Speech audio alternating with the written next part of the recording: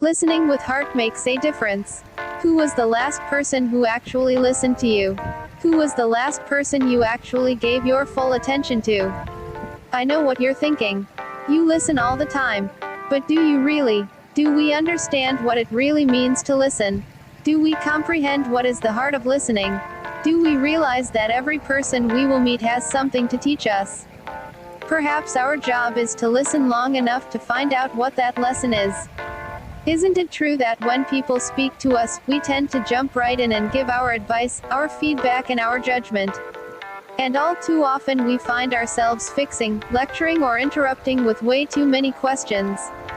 We listen not as an act of curiosity, but rather for a chance to give clever responses.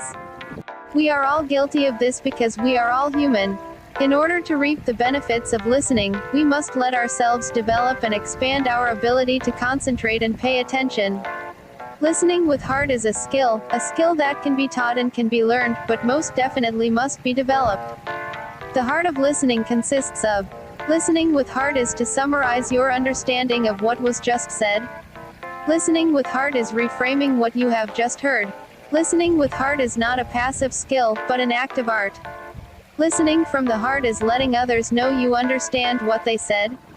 Listening from the heart assures others that you are really listening with your whole body, eyes, ears and all. When listening, remember that it's not about you, but about them. If we are going to expand our knowledge, we need to listen. If we are going to be supportive, we need to listen. If we are going to be respectful, we need to listen. If we are going to be compassionate, we need to listen. If we are going to illustrate empathy, we need to listen. Listening is the sincerest form of flattery and shows the deepest form of connection. In order to live a life of leadership and meaningful connection, we have to consciously choose to slow down, give up our own agenda, and develop the capacity to focus on others by making an effort to fully understand them.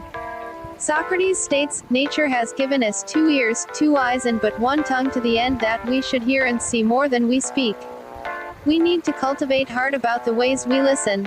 We need to simply give our undivided attention to another without imposing our own personal agenda. Sometimes, this might take a little practice. It is a generous act of giving when we allow someone the space to be exactly who they are and exactly who they are not. This takes the ability to authentically listen with heart. In organizations, poor listening is responsible for the loss of billions of dollars due to unnecessary mistakes, lost opportunities, ineffectiveness and deficiencies. In relationships, poor listening is responsible for disconnectedness from our families, loved ones, friends and customers. It is the cause of breakdowns and breakups. If we could hear our words, our comments, and our feedback through the ears of our listeners, we might be horrified with our insensitivity and negativity. The heart of listening requires focus and a desire to learn and gain perspective. It takes effort to realize our inner barriers we have built towards others, which we must learn to put aside. By listening with an open heart, it is love in action. By listening with mindfulness, it is the way for making every interaction become memorable.